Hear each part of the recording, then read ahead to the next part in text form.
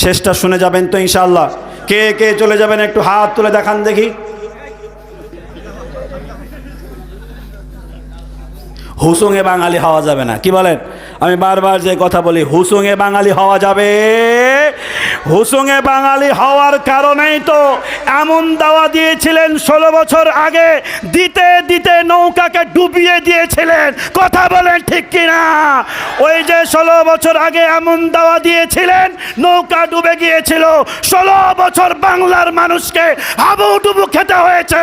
কথা বলেন ঠিক কিনা? তার মানে হুসুঙে বাঙালি হওয়া যাবে? মুসলমান কখনো হুসুঙে বাঙালি হতে পারে না। মুসলমান ঠান্ডা মাথায় সিদ্ধান্ত নেবে। কথা বলেন ঠিক কিনা? আল্লাহ রাব্বুল আলামিন বলেন, ওয়াল কাযিমিনাল গায়জ ওয়াল আফিনা আনিন নাস। 3 নম্বর গুণ। কয় নাম্বার? 3 নম্বর গুণ। কয় নাম্বার? মুত্তাকি বান্দার 3 নম্বর গুণ। আল্লাহ রাব্বুল আলামিন বলেন, ওয়াল আফিনা আনিন নাস। মানুষ মুত্তাকি বান্দার বৈশিষ্ট্য এমন হবে, সে অন্য মুসলমান ভাইকে, অন্য মুসলমান ভাই যদি তার সাথে কোনো অন্যায় করে, তার সাথে খারাপ ব্যবহার করে, অন্য সাধারণকে সে সাধারণভাবেই ক্ষমা করে দেবে। এর কয় নাম্বার গুণ? কয় নাম্বার? আল্লাহ রাব্বুল আলামিন বলেন, মুত্তাকি বান্দার বৈশিষ্ট্য এমন হবে যে সে মানুষকে ক্ষমা করতে জানবে। আল্লাহ রাসূল সাল্লাল্লাহু আলাইহি ওয়াসাল্লাম সাহাবায়ে কেরামদেরকে নিয়ে বসে আছেন। আল্লাহ রাসূল সাল্লাল্লাহু আলাইহি ওয়াসাল্লাম সাহাবায়ে কেরামদেরকে বললেন যে এখন মসজিদে নববীতে একজন সাহাবী আসবে, এই সাহাবী জান্নাতি। বলুন না সুবহানাল্লাহ। সাহাবায়ে কেরাম তাকায় আছে যে কে এখন প্রবেশ করবে। সাহাবায়ে কেরাম দেখে একজন সাধারণ সাহাবী মসজিদে নববীর মধ্যে প্রবেশ করেছেন। আল্লাহর রাসূল তারে জান্নাতি বলেছেন।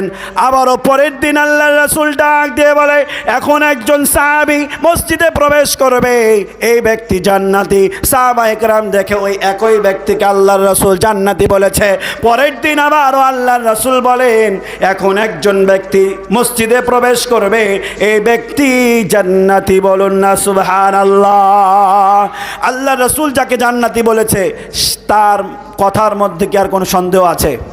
আওয়াজ দিয়ে বলেন, সন্দেহ আছে? আল্লাহ রাসূল এই কথা বলেছেন, সাহাবায়ে কেরাম চিন্তা করে, হায় রে, এই সাহাবীর মাঝে এমন কি গুণ আছে যে তারে আল্লাহর রাসূল জান্নাতি বলল। আমর ইবনুল আস রাদিয়াল্লাহু তাআলা আনহু সিদ্ধান্ত নিল যে তার বাড়িতে আমি 3 দিনের জন্য মেহমান হব। আমর ইবনুল আস গিয়ে ওই সাহাবীরে বলে, ভাই 3 দিনের জন্য তোমার বাড়িতে আমি মেহমান হতে চাই।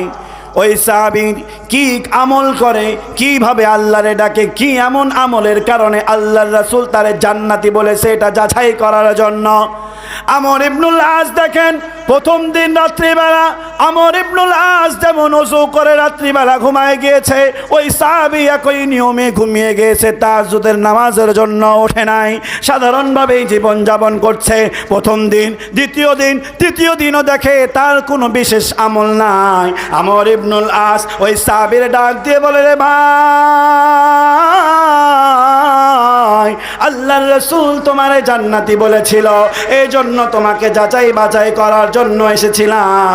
হয়তো তুমি কোনো বিশেষ আমল করো, এই জন্য দেখতে এসেছিলাম, কিন্তু আসার পরে দেখি তোমার বিশেষ কোনো আমল নাই। ওই সাহাবীকে ডাক দিয়ে বলে, কি এমন আমল তুমি করো, তোমার কাছে জানতে চাই।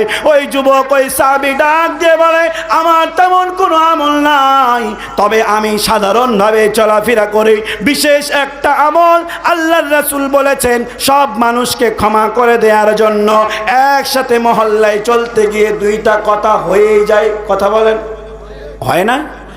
মসজিদে সিন্নি না পেলে ঝগড়া হয় না? হ্যাঁ, আপনাদের এদিকে হয় না মনে হয়? হয় না? ফেসবুকে কিছুদিন আগে দেখছি পাঞ্জাবি সিরিজের একাকার কারবার। সে বলে পাঞ্জাবি ছিল তাও ভালো, 2টা যদি জিলাপি পেতাম। চিন্তা করছেন, ওই নামাজ পড়তে গিয়ে যখন দেখে যে জিলাপির প্যাকেট মসজিদে ঢুকেছে, সে নামাজ পড়তে পড়তে চিন্তা করে যে আগে লাওয়া লাগবে, পরে যদি আবার শর্ট পড়ে যায়। এবার যে ওই সাহাবী আমর ইবনুল আসকে ডাক দিয়ে বলে, আমার বিশেষ কোনো আমল নাই, আমার আমল এইটা। আল্লাহ রাব্বুল আলামিন বলেছেন, ওয়াল কাযিমিনাল গায়জ ওয়াল আফিনা আনিন নাস, মানুষকে যেন আমি ক্ষমা করে দিই। আল্লাহ রাব্বুল আলামিনের আয়াত শোনার পর থেকে রাত্রিবেলা ঘুমাতে যাওয়ার সময় আমার সাথে যদি কারো কোনো কথা কাটাকাটি, আমারে যদি কেউ কষ্ট দিয়ে থাকে, রাত্রিবেলা আমি আল্লাহর জন্য ক্ষমা করে দিই। বলুন না সুবহানাল্লাহ। আজকে থেকে এতটুকু নিয়াত করতে পারলাম তো ইনশাআল্লাহ আল্লাহর জন্য এলাকায় যদি আমার কখনো কারোর সাথে মন মালিন্যতা হয়ে যায় মাফ করে দিব, পারবো তো ইনশাআল্লাহ।